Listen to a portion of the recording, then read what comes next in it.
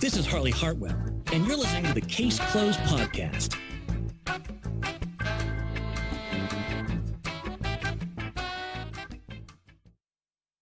You are listening to the Case Closed podcast, and I have to say, this is a very, very special day, I think, for a lot of people in our community as we celebrate the release of Case Closed Zero the Enforcer, the official English dub, of course, done by Bang Zoom, and the release, obviously, commissioned by both TMS and Discotheque Media. This is a huge, huge deal for the series here in the States. Really want to talk about some cool things that have happened just briefly on this podcast today. Obviously, there's a lot of things going on with Crunchyroll and their involvement with everything as far as the series being released here as well. Obviously, we have talked about how episodes 754 to 803 were removed from Crunchyroll, and it had been that way for pretty close to a year, really. And out of nowhere, in the last week, maybe 2 weeks, 754 and 803 have magically appeared back on Crunchyroll, and they have now released episodes 1 to 42.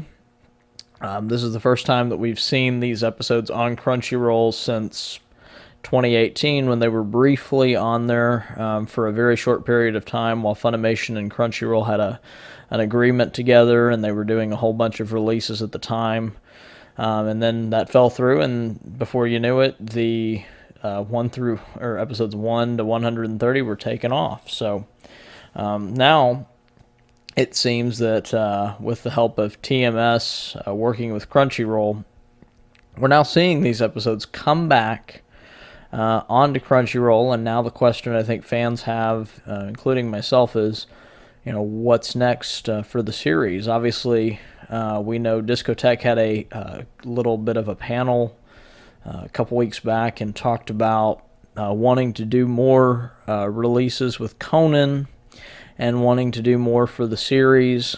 There was also a post on a TMS website, which we'll go ahead and link here in the description, where there was an announcement made by Masami Tokunaga. Had just announced, he says, and this comes from TMS's website, it says, "We hope that this brings joy to Case Closed fans, both new and old, around the world. You'll see a whole lot more of Detective Conan as we have a master plan laid out for the great detective this year."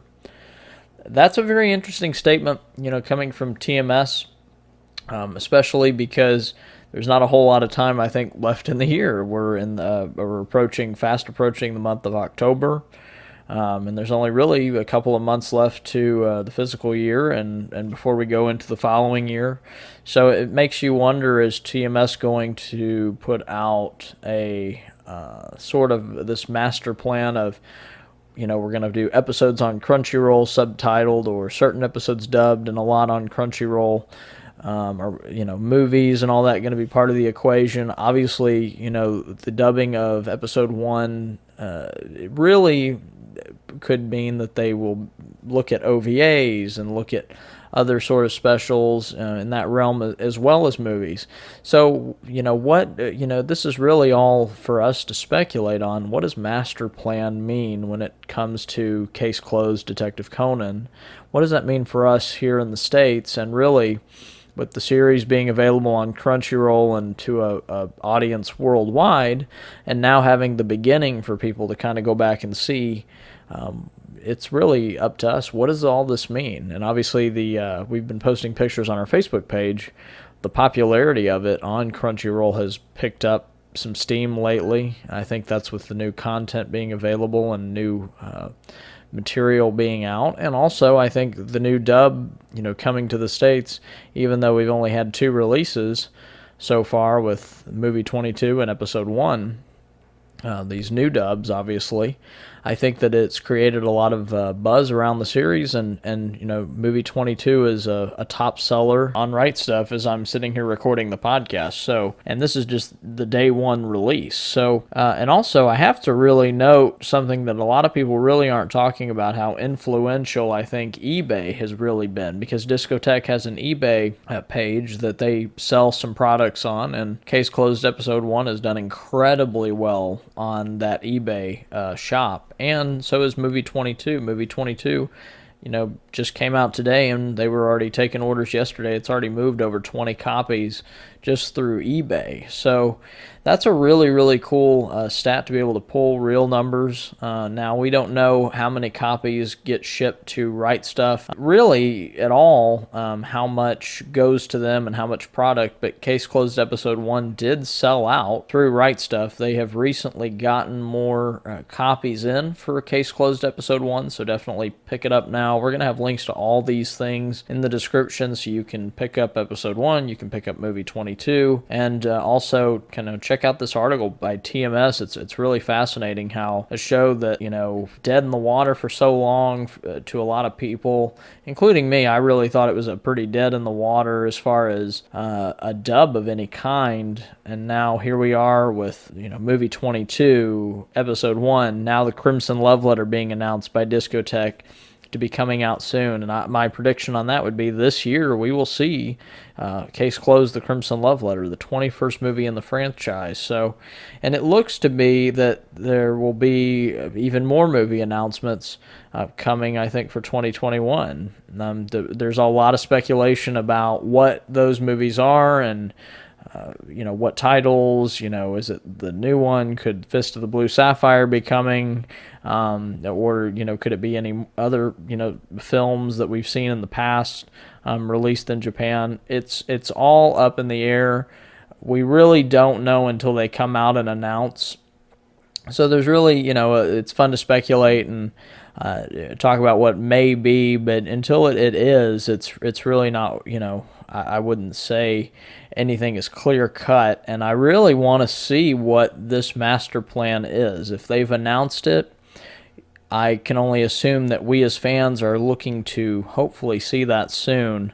We really want to talk more about the series here in the U.S. going forward. I think it's important for people to be educated about what's going on, and obviously the manga is going to continue here in the States and has done very, very well. So, and I really do tip my hat to the manga fans. I think a lot the success of the series this go around, it might make or break, that fan base might make or break this run really for the series. So I just want to tip my hat to them and thank them. I think they have been participating and buying these releases as well.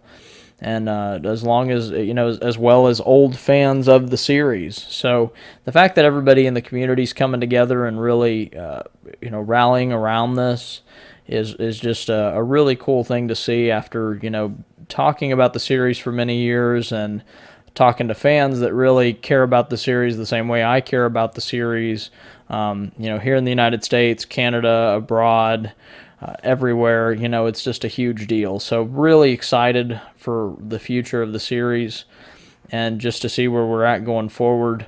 I just wanted to come here today and talk to you guys about it and just give you some information that, if you're not following everyday stuff for Case Closed, you may not know. So, go pick up these purchases, really get behind them. This is a great opportunity for us as fans to have our say this time around completely with a unified release, a solid, really, really solid cast behind this. Just continue to support it. Go pick up Case Closed Episode 1 and go pick up Case Closed Zero the Enforcer. And as soon as we hear anything about the Crimson Love Letter, I will talk about it. As always, thank you guys for listening, and I hope to see you next time. Take care. I want to thank everybody for listening to this episode of the Case Closed podcast. If you like what you heard here, head on over to our Facebook and Twitter page to give us a like and a follow. And for more extra special content that you can't get anywhere else, subscribe to our Patreon page. Take care, guys, and we'll see you later.